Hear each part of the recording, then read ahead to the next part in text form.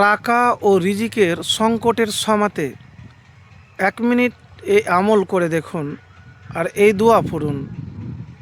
ইনশাআল্লাহ যদি দোয়া কবুল হয় তাহলে আপনার টাকার সংকট জীবন থেকে কেটে যাবে। এমন জায়গা থেকে রিজিক টাকা আসবে, এমনভাবে আসবে যা আপনি কল্পনা করতে পারবেন না। রিজিকের সংকট জীবনে এক চরম বাস্তবতা। অনেকেই চেষ্টা করেন, পরিশ্রম করেন, তবুও বরকত আসে না। এই সময়ে হতাশ না হয়ে আল্লাহর দরজায় ফিরে আসা একজন মুমিনের সবচেয়ে বড় শক্তি।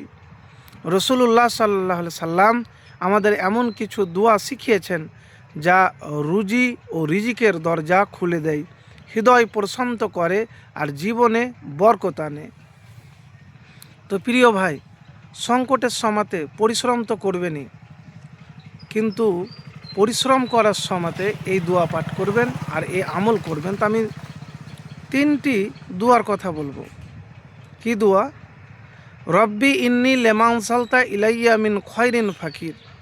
হে আমার রব, আপনি আমার প্রতি যে কল্যাণ নাজিল করবেন আমি তার মুখাপেক্ষী। সূরা আল কসাস আয়াত নম্বর 24। দেখেন, হতাশা এবং অভাব বা হয়তো আপনি ঋণে ডুবে আছেন, তো এই দোয়াটি পাঠ করবেন। আল্লাহুম্মা কফিনি বে হালালিকা আন হারামিকা ওয়াগনিনি বে ফাজলিকা আম্মান সিওয়াক। তিরমিজি শরীফ 3513 নম্বর। তারপরে আরেকটি দোয়া, এই দোয়াটি ফজরের সময়তে পাঠ করবেন। কখন পাঠ করবেন? ফজরের নামাজের সুন্নাতের পরে বা নামাজের পরে সকালবেলাতে। কি দোয়া? ইস্তেগফারের দোয়া। কতবার? 70 বার বা 100 বার বা 200 বার। মানে ইস্তেগফারের দোয়া আপনি করবেন। এবার বলবেন ইস্তেগফারের দোয়া কেন বলবো? মানে ইস্তেগফার যদি পাঠ করেন গুনাহ তো মাফ ক্ষমা হবেই, তার সঙ্গে সঙ্গে আল্লাহ এমন জায়গা থেকে রিজিক দিবে যা আপনি কল্পনাও করতে পারবেন না। তো আমি 3টি দোয়ার কথা বললাম। প্রতিদিন ফজরের নামাজের পরে 70 বার বা 100 বার আস্তাগফিরুল্লাহ বা আস্তাগফিরুল্লাহ ওয়া আতুবু ইলাইহি 100 বার পড়ে হাত উঠিয়ে দোয়া করবেন। কাজ করার সময়তে আল্লাহুম্মা কফিনি বে হালালিকা আন হারামিকা ওয়াগনিনি বে ফাজলিকা আম্মান সিওয়াক। কাজ করার আগে রব্বি ইন্নি লেমা আনসালতা ইলাইয়া মিন খয়রিন ফাকির।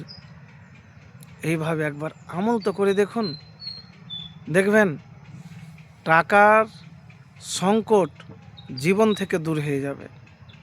আর একটি কথা বলবো ভাই, যতটুকুন সময় পাবেন না, সে সময়টাকে গুরুত্ব দিবেন, মূল্য দিবেন, পরিশ্রম করবেন, কাজে লাগাবেন সময়টাকে। আর হতাশা নিরাশ হবেন না। ছোট ছোট ধাপ নেবেন, টার্গেট করবেন, দিয়ে আপনি বড় জায়গাতে উঠবেন। মানে ছোট ছোট ধাপে আপনি কাজ করুন, স্কিল ও দক্ষতা শিখুন, আর আল্লাহর কাছে তো সাহায্য চাইবেন। একবার এভাবে করে দেখুন, ইনশাআল্লাহ সারা জীবন ধনী হয়ে থাকবেন।